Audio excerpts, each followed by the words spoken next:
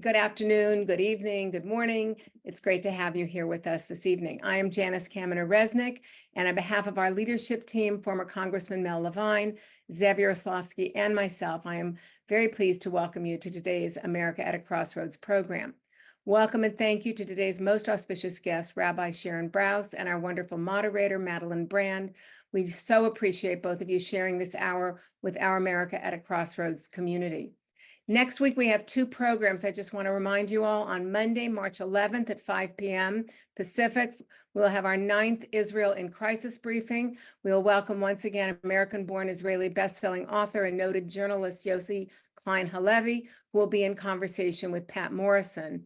And then on Wednesday, our usual time at 5 p.m. Pacific, we will welcome the Atlantic's David Frum in conversation with Warren Olney, discussing politics, elections, wars, and America's standing. The following week, on March 20th, we hope you will join us for another important and timely program as we welcome the CEO and National Director of the Anti-Defamation League, Jonathan Greenblatt.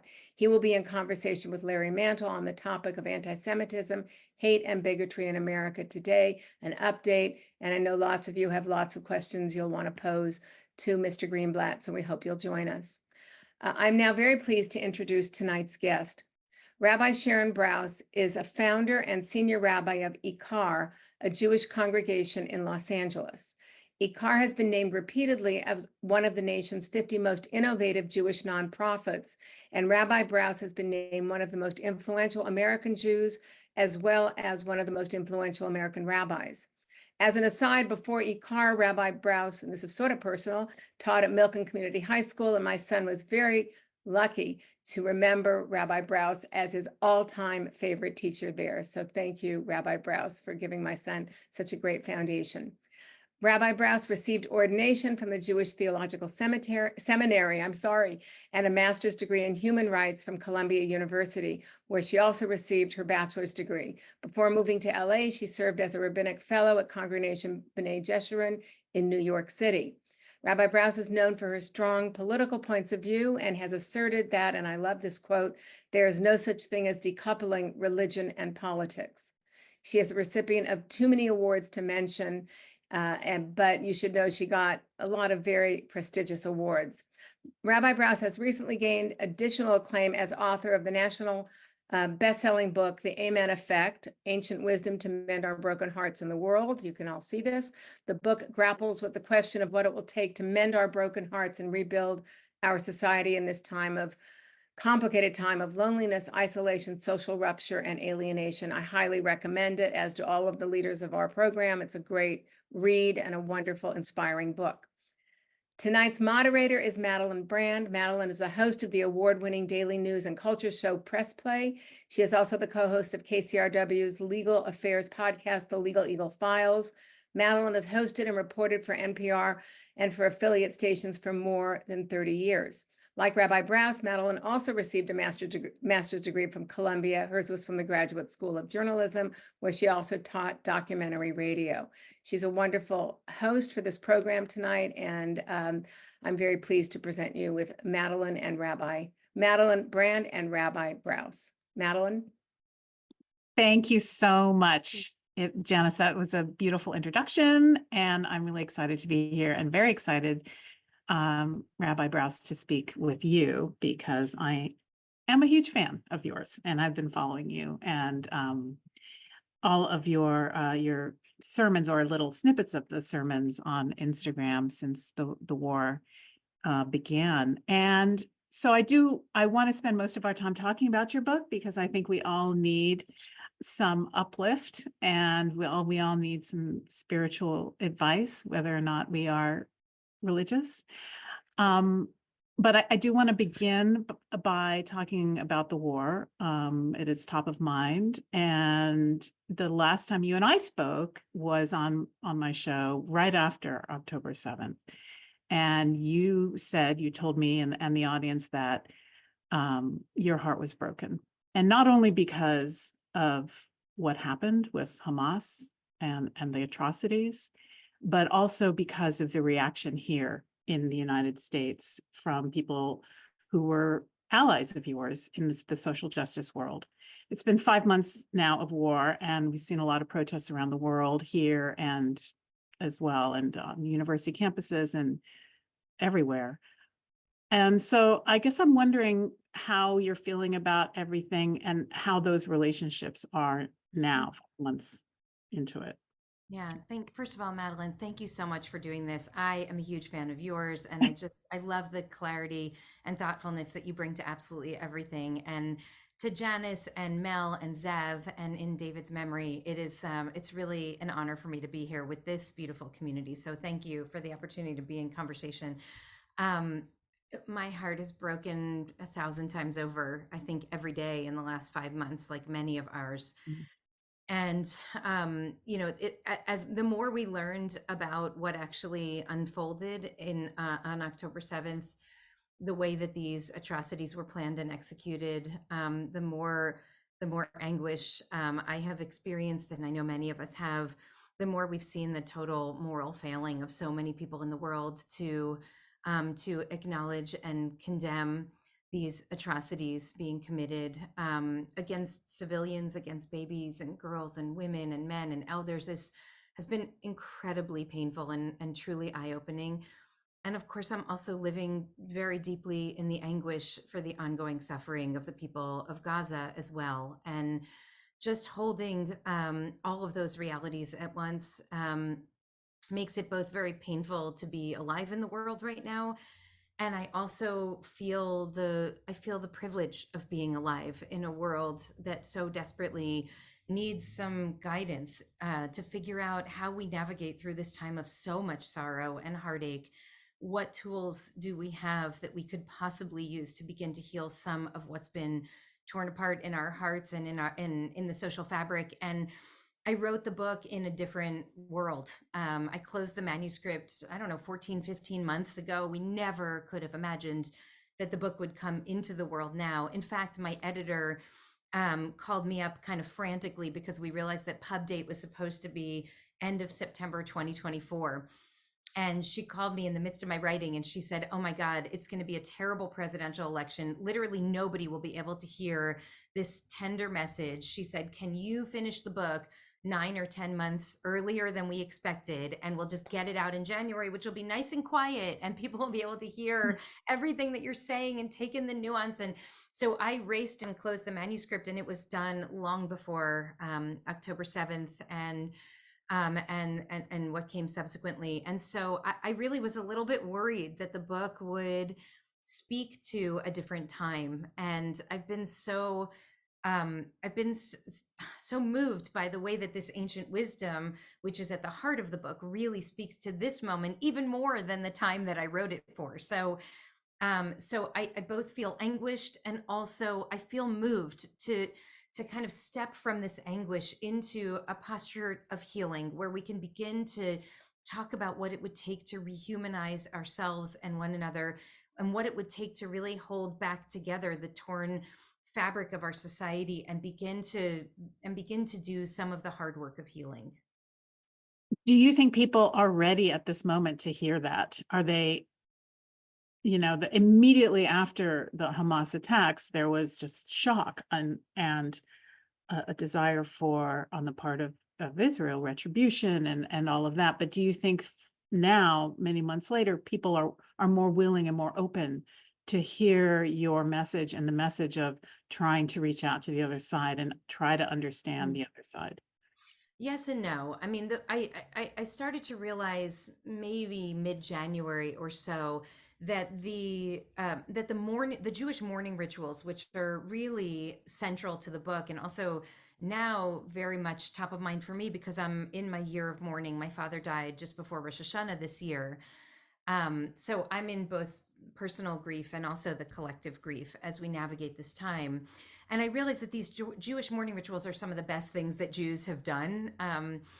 And when we're in Shiva, in that initial time of deepest, most intense grief, I realized that we are just surrounded by love. If you don't go to an enemy's Shiva home because it would only upset them to see you there. Mhm. And so we're only surrounded by love. People we love come into the house, they fill the refrigerator, they feed our bodies and our spirits. and you don't go to work, you don't really leave the house, you're deep in your own grief. But then there's a certain period at the end of Shiva where you can't stay in Shiva forever, and you get up and you start to walk around the block to symbolize that you are re-entering the rest of the world. And when we do this, something very powerful happens. You see, oh, your neighbor's late for work, and oh, this young couple bought the house across the way, and oh my God, my neighbor also experienced a loss just a couple months ago. I should give them a call. You expand the circle of your moral concern beyond your own broken heart. You're not leaving behind your loved one. When I got up from my father's Shiva, I wasn't no longer thinking of him. I'm always thinking of him. I just realized that in addition to my own grief, there's all this other grief that's going on around me, and I see myself as part of a landscape of human sorrow and celebration. So what I realized at some point over the last couple of months is that many in the Jewish community are in a kind of elongated, complicated, extended Shiva. We are in a kind of pronounced, most intense grieving period. Part of this is because there are still more than 130 people held hostage in Gaza. We don't know who's alive and who's dead. And so we can't even fully grieve yet. And so we're in this kind of suspended state, and we are in no position to build bridges with other people. We're in Shiva. We need to be fed by people who love us. We need to be surrounded by communities of care, people who see us and understand why we're crying all the time. But there are others in our community, both in the diaspora and also in Israel, who have done the kind of metaphoric walk around the block and who are holding deep anguish and grief, and also really feel a very great need to extend our gaze to see what else is going on, where else is the suffering, where else is the pain in the world right now. And that means that not everybody's in lockstep in our community, which can make it very difficult, because if you're still in Shiva, you could actually be offended by somebody who's taking a walk around the block. And when you're walking around the block, you can be furious with someone who's still sitting in Shiva. And what I really am trying to call our community into is a kind of tenderness toward one another, because grief looks different for everybody. And we're all holding so much pain right now. And so can we give ourselves and each other the gift of a little bit of tenderness as we navigate this truly extraordinary and excruciating time?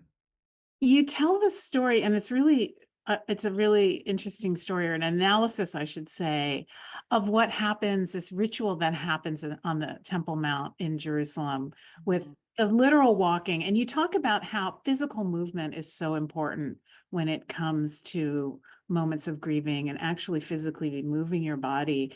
This is well, you tell it about what it is about the mourners going in one direction where everyone else, the pilgrims, are going in the opposite direction. Yeah. So this is an ancient pilgrimage ritual in which the people, it's written about in the Mishnah, which was codified 1800 years ago. So it's a very ancient text that tells about an even more ancient ritual in temple times, when Jews would come from all across the land and even from the diaspora. They would ascend to Jerusalem, a city on a hill.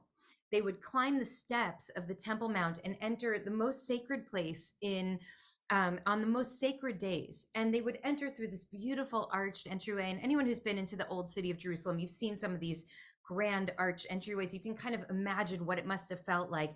Hundreds of thousands of people would come at once, and they would turn to the right, and they would circle around the perimeter of the courtyard of the Temple Mount, kind of counterclockwise. And as I was researching, for the book, I started reading about the Hajj and what pilgrimage to Mecca feels like, kind of contemporary pilgrim accounts. And it's incredible. This is a life-changing experience that people have, because you're completely synced up in body and spirit with a massive number of human beings all at once, except the text says, for someone whose heart was broken. And that person would go up to Jerusalem on those days, would walk up the steps to the Temple Mount, but instead of turning to the right like everyone else, that person would turn to the left, and they would circle around the perimeter in the opposite direction, clockwise. And with every encounter that they would have, as the group would come from the right and they would come from the left, they would be asked this question. Someone coming from the right would look into their eyes and simply ask them, Malach, what happened to you? Tell me about your pain. Why does your heart hurt? What do you see from your vantage point? And this person would answer saying, Ani Avel, I am brokenhearted because my father just died. Or they would say, I found a lump and I'm so scared. Or I'm just so worried about my kid and I need someone to tell me that she's going to be okay. Or I just feel so alone in the world and I feel like literally nobody really understands me. They would express their broken heart. And then the people who are walking this way would give them a blessing. They would say something simple and beautiful like, may the Holy One who dwells in this place hold you as you navigate this chapter of darkness. May you feel surrounded by love, even as you tend to this illness in your body. May you be held with grace as you navigate this time. And what I realized learning this Mishnah many, many years ago was the profundity of the rabbinic analysis in writing the text down. They understood that literally none of the parties who were involved in this sacred ritual wanted to be there. When we are brokenhearted, when we've lost someone we love, when we're worried sick about someone, the last thing we want to do is jump out of bed and get on our clothes and show up in a place where there are hundreds of thousands of people and they're all walking in one direction and then walk in the other.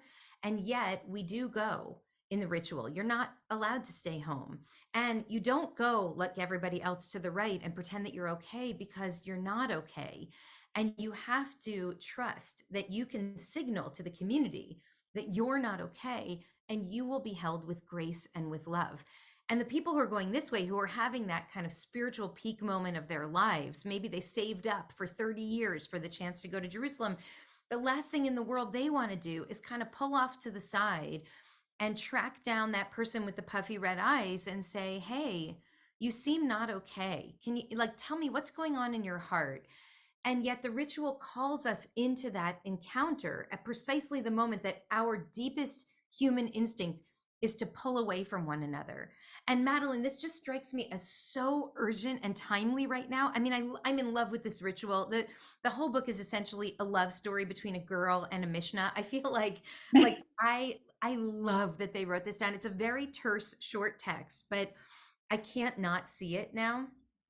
And what I love about it so much for our time is that we are suffering right now through so many intersecting crises. And at the heart of a lot of it is a crisis of loneliness and social alienation and social rupture, as Janice said earlier. And we know now the Surgeon General is talking about this as a massive health crisis. We know and understand that when we don't connect with other human beings, we relational beings, when we disconnect from each other, that it hurts our bodies, it hurts our spirits, and it threatens our democracy. And that's something that we all need to be really concerned about. And here I'll just drop one more little bit into this, one more little data point into this conversation, which is in the final chapter of the book, I quote Hannah Arendt, the great 20th century philosopher.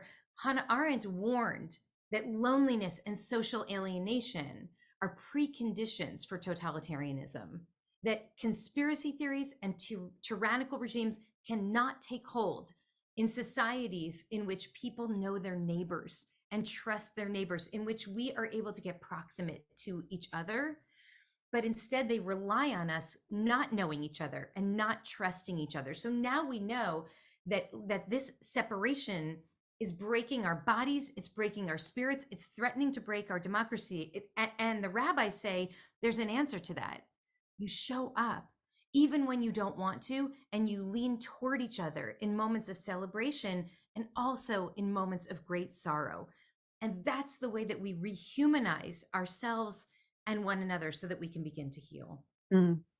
I think that a lot of people listening to this would say, oh yeah, I get this. This totally rings true. I do that for my community. Maybe they belong to a temple or they're in another community or what have you. I will show up for my friend who is sick. I will show up for my friend who's getting married.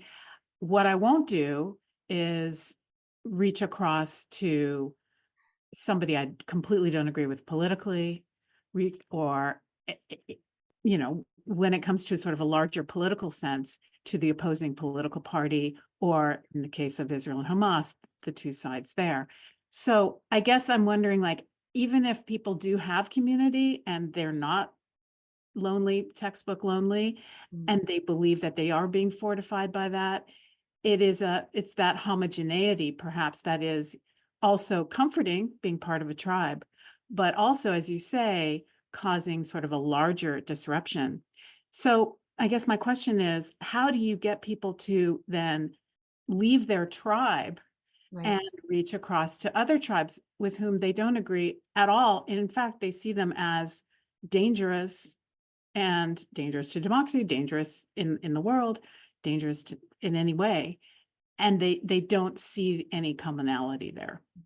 It's a great question. So one of the things that's interesting about tribes is that we really need tribes in order to thrive, that we are biologically and spiritually oriented toward identifying with people who we think are like us, whether they look like us, pray like us, talk like us, vote like us. And tribes are really a good thing for us. They're very important in the human community because it's important for us to have our people. And we protect each other, right? We feel like we understand each other. I mean, there are a lot of benefits to tribes. The danger is the tribalization of a society. When now we know and understand, the science shows us that the deeper our connection to our tribes, the greater the likelihood that we are either indifferent to or openly hostile to people outside our tribes. And that is incredibly worrisome. And so here I go back to the Mishnah and back to this ritual. I mean, this is astonishing. So for chapters 1 through 7 of the book, I'm talking about all the different manifestations and iterations of that initial ritual. Why are we so resistant to seeing the brokenhearted person? Why, when we're brokenhearted, are we resistant to showing up? What is the danger of matching vulnerability with vulnerability? And how can we help each other heal if we don't get vulnerable with each other? All of those questions. And then in chapter 8, I reveal that actually in the Mishnah itself, which for those who are, cross-checking here on Safaria, it's from Mishnah Midot 2:2. And again, the Mishnah is this ancient compendium of Jewish law codified in the year 220 CE or so.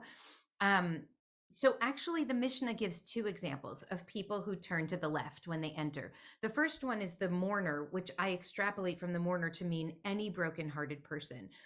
But the second example is the menudeh, the ostracized person. And that is a very rare punishment in the ancient world in which a person has committed grave harm against an individual or against the community, and they're put into this category of punishment that is just short of excommunication. And you're not there. The community is supposed to socially distance from somebody who's a menudeh. 6 feet. We don't go within 6 feet of them. They don't count in a minyan. They don't count in a prayer quorum. You don't invite them over for Shabbat dinner. And yet, on the pilgrimage days, they go up the steps of the Temple Mount and they enter through the same entryway and they turn to the left. And they who have caused harm to the community, they are seen. They are greeted with curiosity. Malach, they're asked, tell me what's in your heart right now. What do you see from your vantage point? And they too are blessed.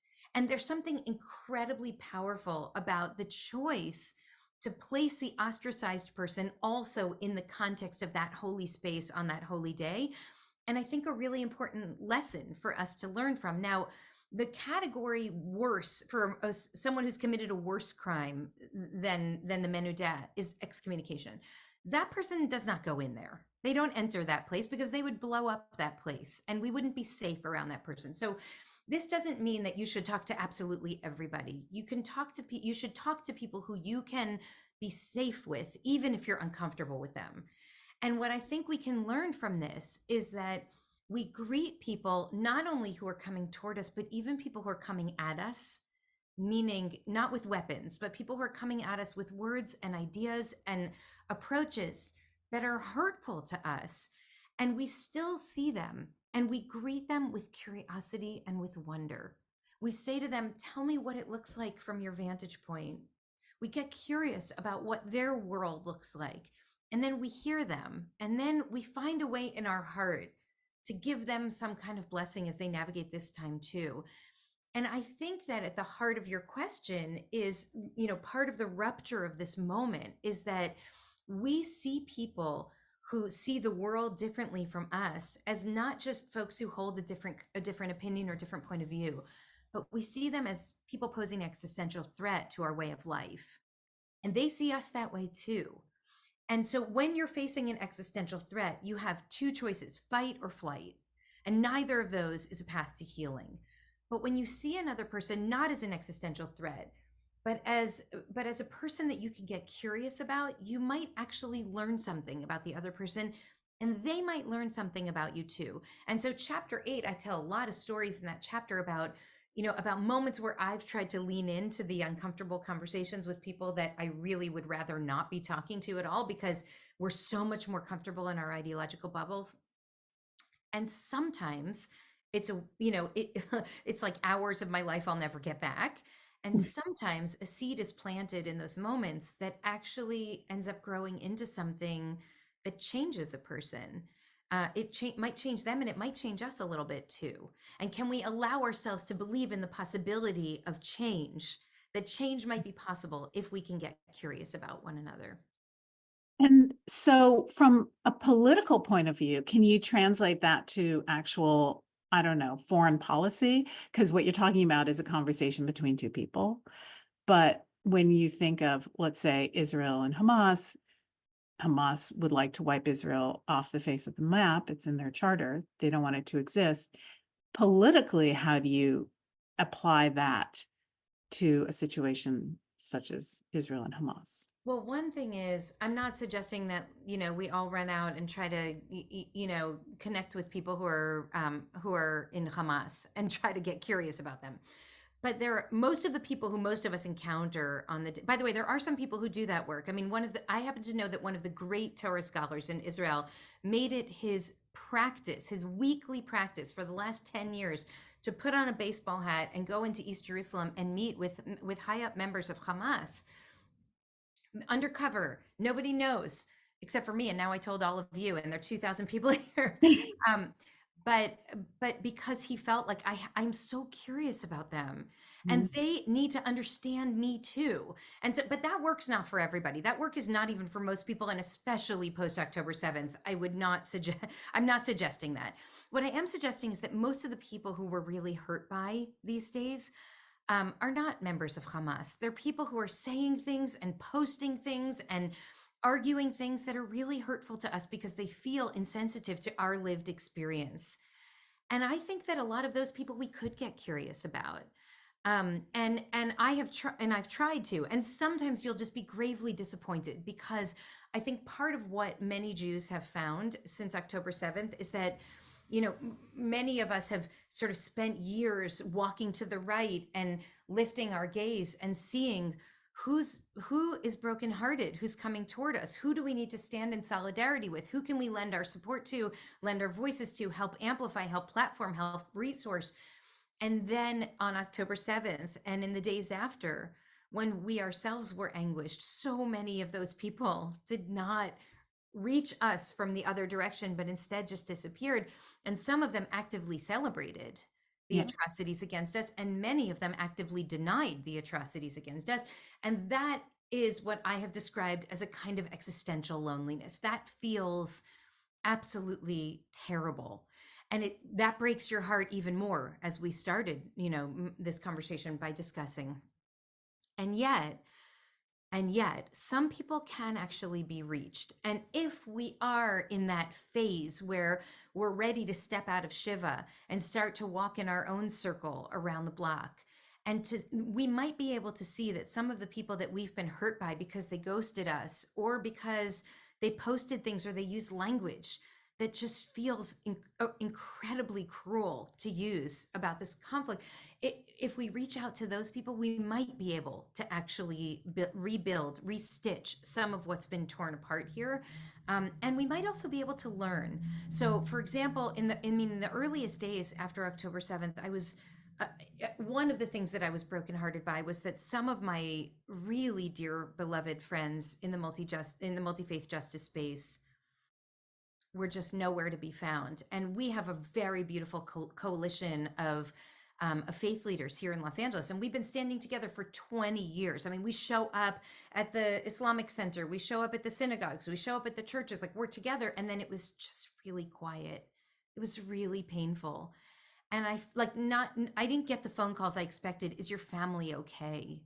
You know, and it was dreadful. And then at some point, several days after October 7th, I reached out to one of my Palestinian friends who I was honestly hurt that I hadn't heard from. And he told me that that morning, 2 members of his family had been killed by an airstrike in Gaza. Two Wow. members of his immediate family. And so I was so deeply wrapped up in my own pain. And so is he. And as soon as there was a person I cared about and knew and have worked with for years who was experiencing his own sorrow, it just shifted the dynamic of this from an us them to a conversation about human suffering and human sorrow. And I saw his humanity, and I think he saw mine. And that doesn't mean that we see things totally eye to eye. That doesn't mean he doesn't use language that I find problematic. That doesn't mean he loves the way that I've been talking about all of this and the fact that we say the prayer for the captives and all the things. But we don't have to see the world the same way. We just have to see each other's humanity. And sometimes it takes an act of courageous curiosity in order to see one another's humanity again.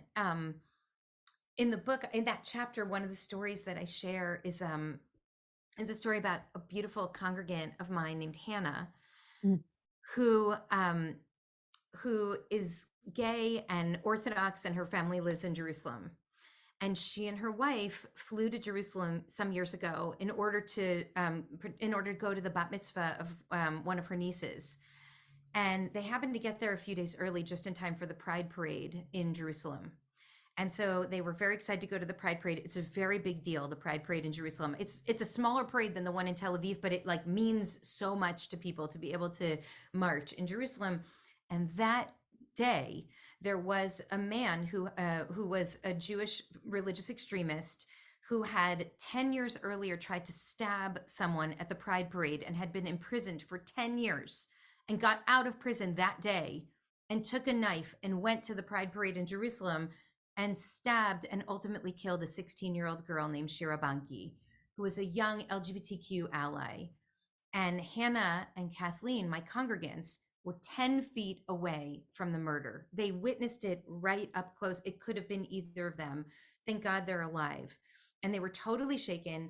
And Hannah, they go to the Shabbat dinner Friday night, the next night, and seated across from them at the table is someone who Hannah grew up with. And he has become radicalized. He has a rap sheet of acts of vandalism and violence against Palestinians, against lefties, against queer people. And he is more outraged by the fact of the Pride Parade desecrating the streets of Jerusalem than he is by the fact of this murder. Mm-hmm. And Hannah's like, how can I even be in the room with him? A feeling that I think many of us have with some of our relatives who are on the other side of the political divide. You don't even have to go to Israel, Palestine to get there. I mean, we have this in our own, in looking at the politics in our own country. She thinks, how can I even sit in the room with this guy? And she wants to get up and leave, but something's keeping her in her seat. And then over time, she starts getting really curious about him. And she starts thinking, like, what happened to this guy? He was such a sweet kid. You know, like, what went wrong here? Who got to him?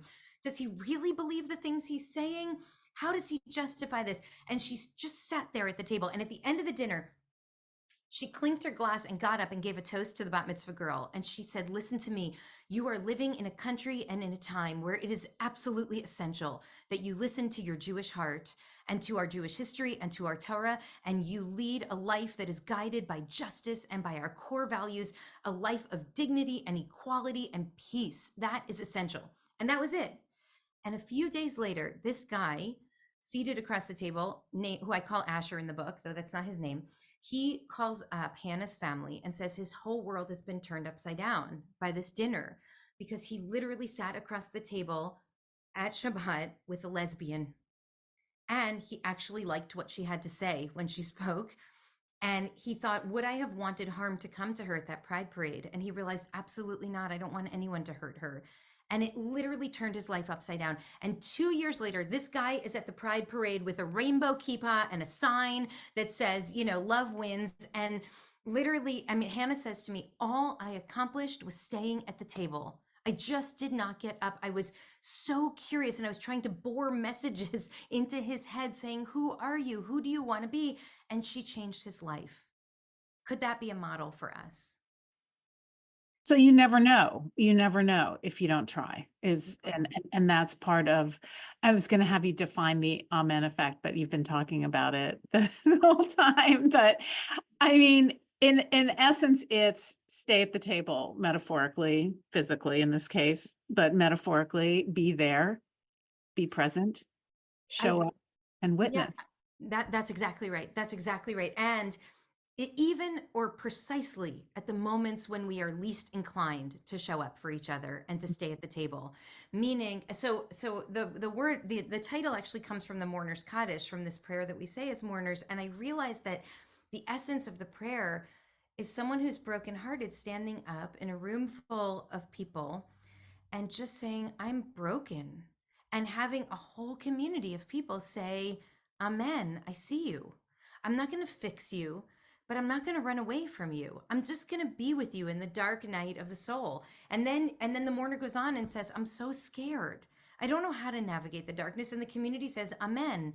We're still here. We're not going anywhere. And if you track that prayer, it's amen, amen, amen, amen. And it's building this muscle memory of relentless presence, relentless love. I'm going to show up because that is what I've got. And that's what we need. That's what we need from our loved ones when we're broken. That's what we need from our communities when we're lonely.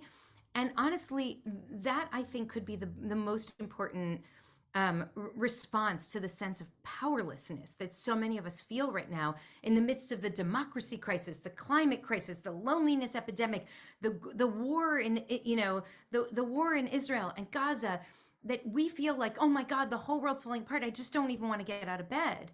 And the answer is, well, show up. Just show up. Just bring lasagna to your neighbor and just call your friend whose parent died last month and check in, because I guarantee you they're still thinking about their parent, but just people aren't asking anymore. And so how can we train ourselves to not be powerless, to understand that we have agency, especially in these moments where we might feel totally lost? Wow, I have so many questions, and yet so does the audience. And so I want to get to, before we run out of time, to get some of these questions, because they are very sensitive and profound, some of them, most of them. So a lot of political questions. So let me just start with the first one. And I think, I've heard your sermons on this, but I will, I'll just ask it for Susan, who asked, the extension of tenderness does not seem to apply to all those who have lost their lives in Gaza. How do you acknowledge their deaths? And I don't think she's talking about your tenderness, but in general, people who are prosecuting the war. Look, you either believe that all people are created in God's own image, or you don't. And I do. And I believe that we are called to. And that means that not only is it a tragedy and a travesty when Jews are murdered on October 7th, but it is a tragedy and it is a travesty when entire families are buried in the rubble of an apartment building. And it's a tragedy and it is a travesty when children are eating dog food to try to stay alive right now in Gaza. So I don't believe that in any way compromises my commitment to and my love of my family, some of whom live in Israel. I mean, the fact that I can open my heart to other people who have also lost loved ones right now doesn't mean that I'm not still grieving my father. I can hold many of those truths all at once. Our hearts are big enough to hold that reality. And so I think that we have made a terrible miscalculation, some in our community, when we've determined that expressing compassion for Palestinian civilians, for children who are living in Gaza, who are dying in this moment, who have absolutely nothing to do with the atrocities that were committed against our family on October 7th, that showing compassion to them is an act of betrayal to our own family. I think that we are actually, a part of our soul is dying. And I'm going to just tell you honestly, I'm really worried about the Jewish people, and I'm worried about the Jewish future, because so much of what I have learned from Jewish history, and from a history of crusades and pogroms and gas chambers of exile and and persecution and oppression, and so much of what I've learned from Torah is that every single person's life matters, and that to not extend that to literally innocent babies right now who are being born malnourished and then dying 2 weeks later is just a devastating reality. So I really encourage us, I just encourage us to just open our Jewish hearts and let ourselves feel. That's not compromising the safety or the integrity or the love and connection that we have to our Jewish family there. It's just being Jewish. It's just being human. And I guess that extends to this political question. Can you discuss your view of other ways Israel could have responded to the October 7th attack? This is from JK, rather than the war, which has resulted in this horrific loss of life. I'll say this, I'm not a military strategist. I am a rabbi and a moral leader, and I would not dare to suggest that I know better than others how to execute a war. What I can tell you is that I don't believe that we are safer now after 5 months of this terrible war raging. I believe that Israel's standing in the world has been severely diminished. And I think with every additional day of the war, that becomes more and more acute. And I'm deeply worried about the future. And so I can't suggest what I would have done. I believe that according to the rules of just war, I can't imagine, saying to Israel that Israel did not have the right to defend itself and its borders and its citizens, who were massacred on October 7th. And yet, with every passing day of this war, I grow more and more concerned about my family's safety and about all of our safety for Jews and, for Israelis, and also for Jews who are living in the diaspora. And so my deepest prayer right now, and I literally am kept up at night thinking about this, is that the hostages get returned immediately to their families, that there is massive amounts of humanitarian aid brought in immediately to feed and to nourish the people of the Palestinian people in Gaza, and that the parties are brought back to the table, and that this terrible, horrific moment becomes an opportunity to actually advance a long-term, sustainable peace in which Israelis and Palestinians can actually build a future in which all of them can thrive. That is my deepest prayer. I think it is not too late for that to become our reality. And I think that the most important thing that diaspora communities can do right now is reject the false binaries of the street. You're either this or you're that, and instead platform, amplify, and resource the Israelis and Palestinians who are working together to put forward those vision, the Bereaved Families Forum, the Land for All, the Standing Together. There are so many great people, individuals and organizations that are doing this work, really building civil society, building a foundation. They're absolutely in the minority right now. But that's partially because they're not being platformed, amplified, and resourced by folks in the diaspora. We can actually make a difference here. And ultimately, I do believe that the only way out of this, because there are millions of Palestinians there, and there are millions of Jewish Israelis there, and none of them are going anywhere.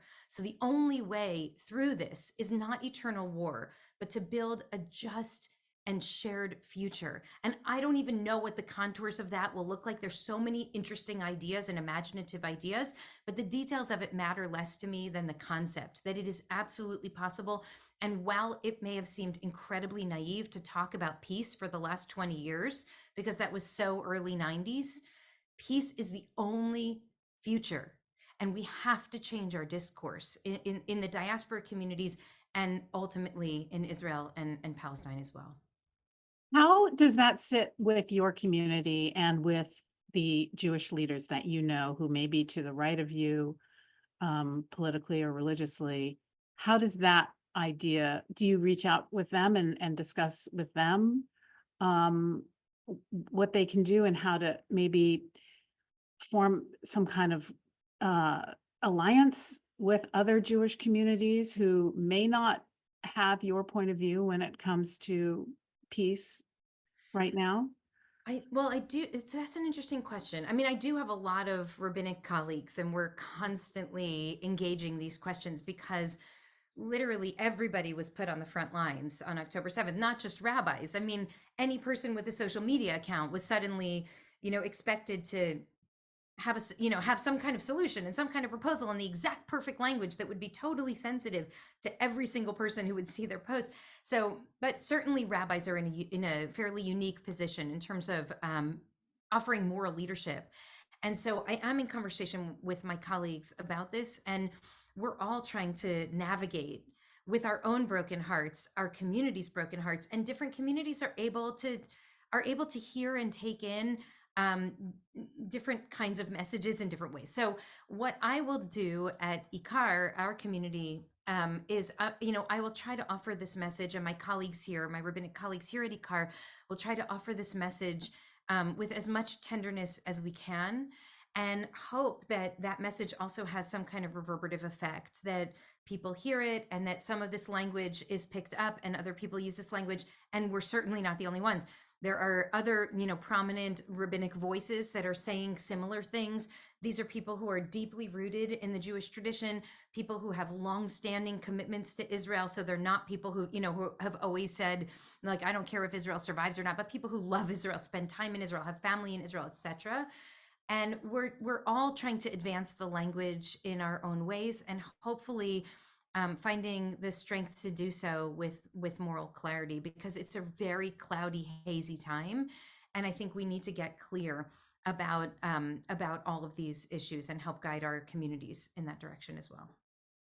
That leads to this question from Diane. She says, I'm having a difficult time with two groups of fellow Jews, the progressives who are holding Israel rather than Hamas Palestinians accountable for not ceasing fire, and the ultra Orthodox Jews in Israel who are making things worse by demanding Israel only allow Jews and are going into the West Bank and killing Palestinians. How do you deal with this anger towards some fellow Jews?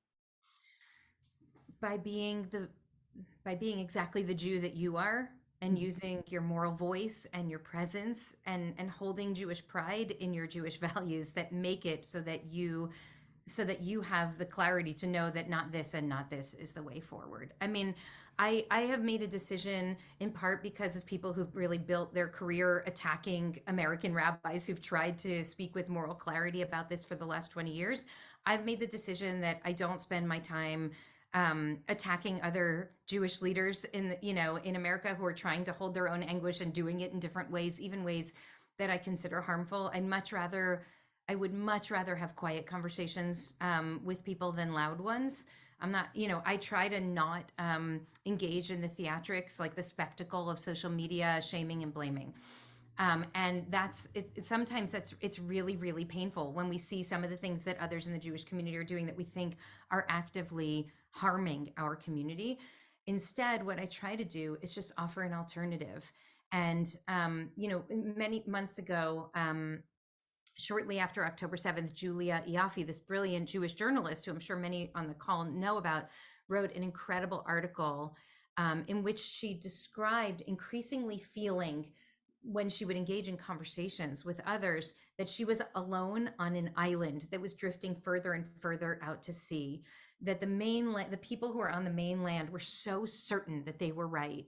And she said she felt like she was experiencing this kind of loneliness that I've been describing. And I was reading her piece and just weeping, reading this article. And then I realized she feels so alone, but actually she's not alone, because I'm on her island too. And actually, lots of people I know are on that island. It's just that the loudest voices in this discourse, the loudest, most dominant, most certain voices in this discourse are not representative of where most of our hearts are. Most people, most Jews I know, think that what happened on October 7th was a travesty, that it was absolutely devastating, and that no just cause, no fight for liberation can justify committing rape, mutilation, abduction, and murder, and are also really devastated when children die from starvation, even when those children live in Gaza and are Palestinian. And I mean, the overwhelming majority of us hold those two truths.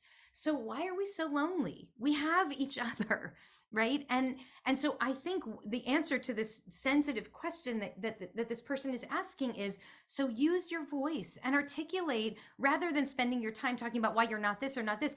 What are you? What do you believe? Because I guarantee you that when you put forward that view, many, many people are going to say, God, I feel exactly the same way. I'm on that island too. And I gave a sermon on Shabbat called There's Room on My Island, right? And so many people came over and called me and texted and saying, I'm on your island also. And so we just have to be ourselves, but even more so, but even more than we were before. And I want to say one more thing. Do I have time to add one more? Yeah, yes, of course, of course.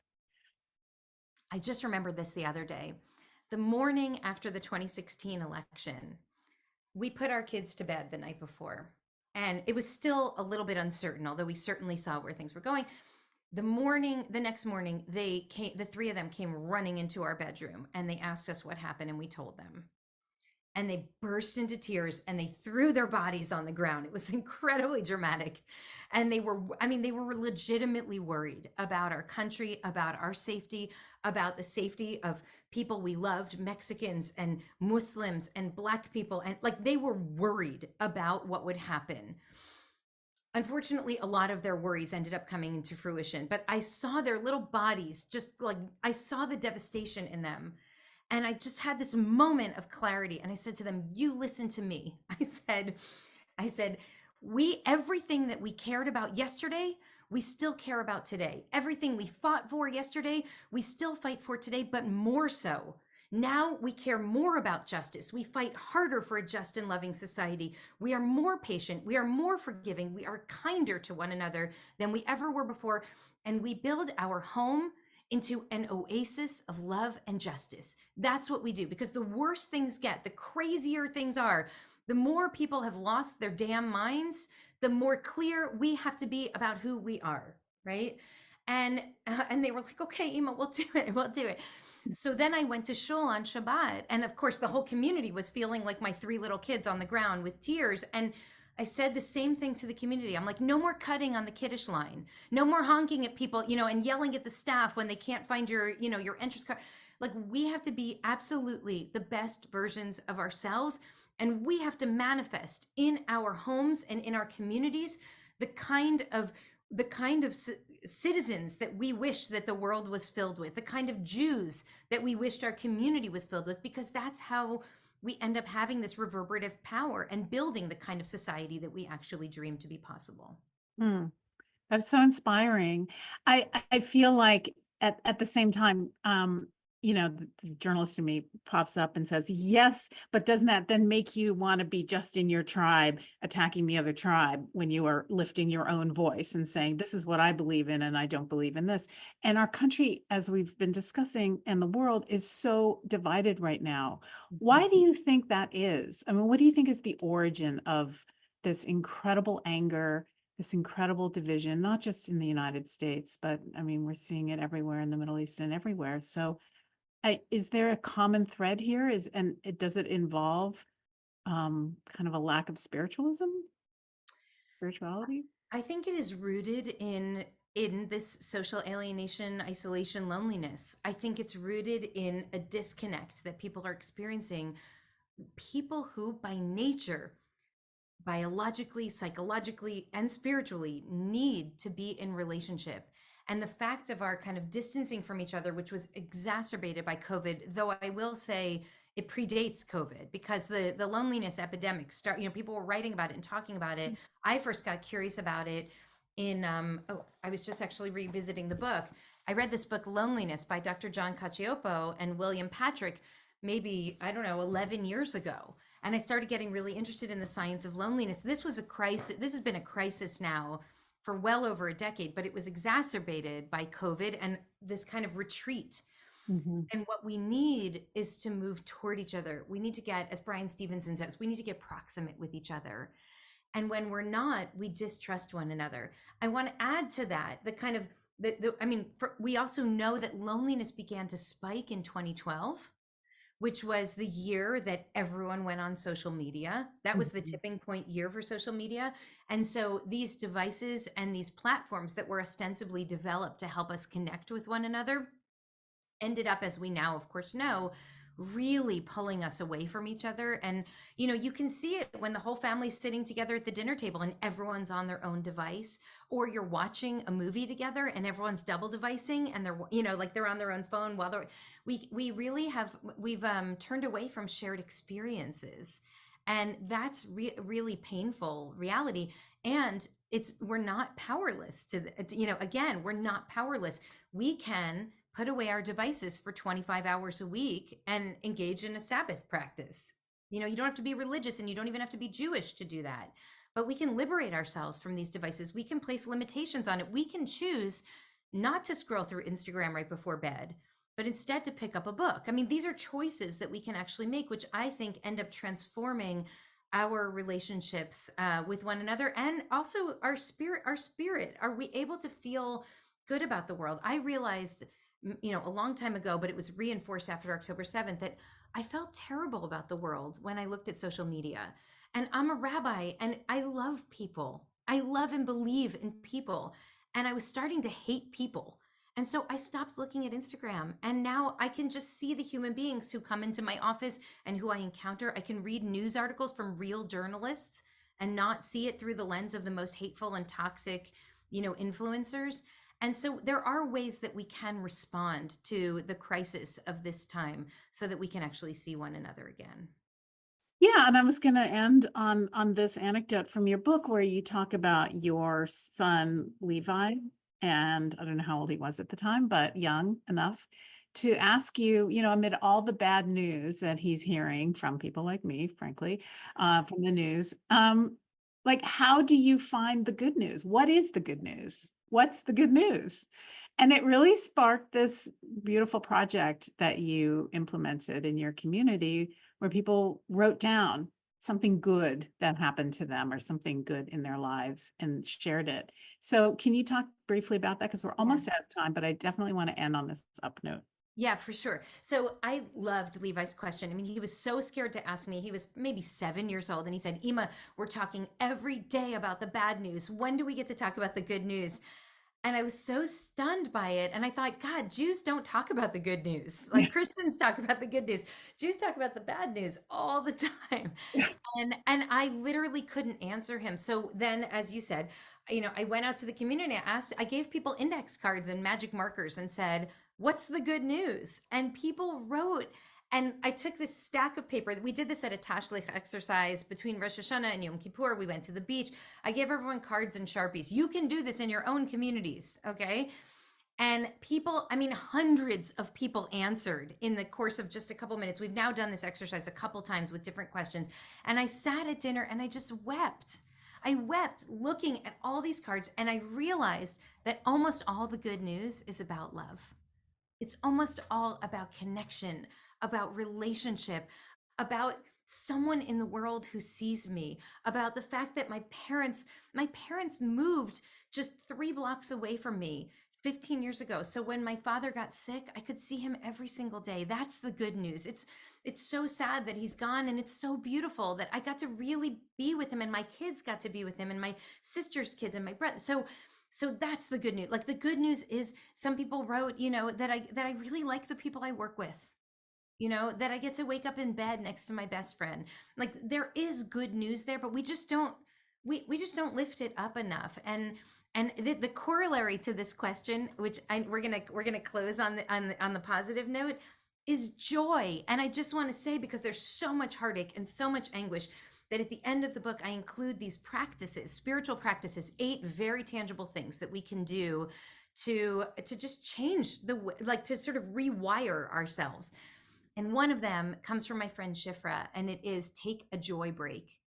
And she was grieving the death of her beautiful, amazing partner, who was actually introduced to her by Vivian Silver from Women Wage Peace, who was murdered in her home on October 7th in Kibbutz Be'eri.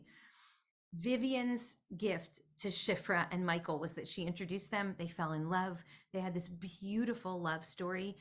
And before too much time passed, he was diagnosed with lung cancer. They were supposed to live this happily ever after, and he died that year.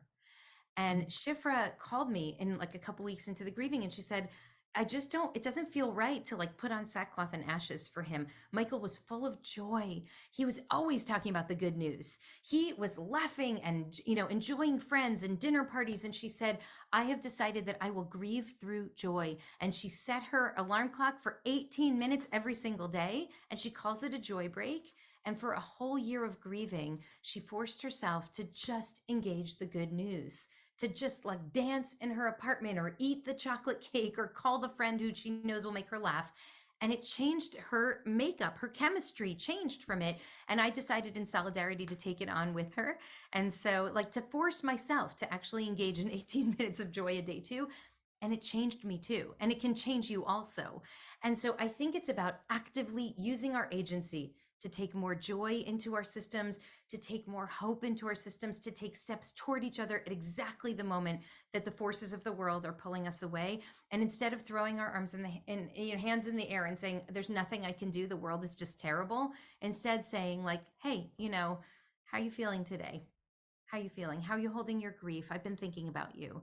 That is actually a very small step we can take that can help us heal.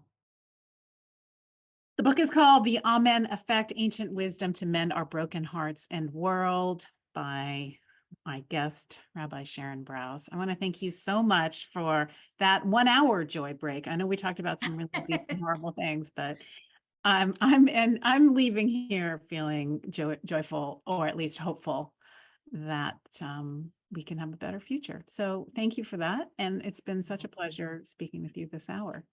Thank you. Thank you. I'm so grateful.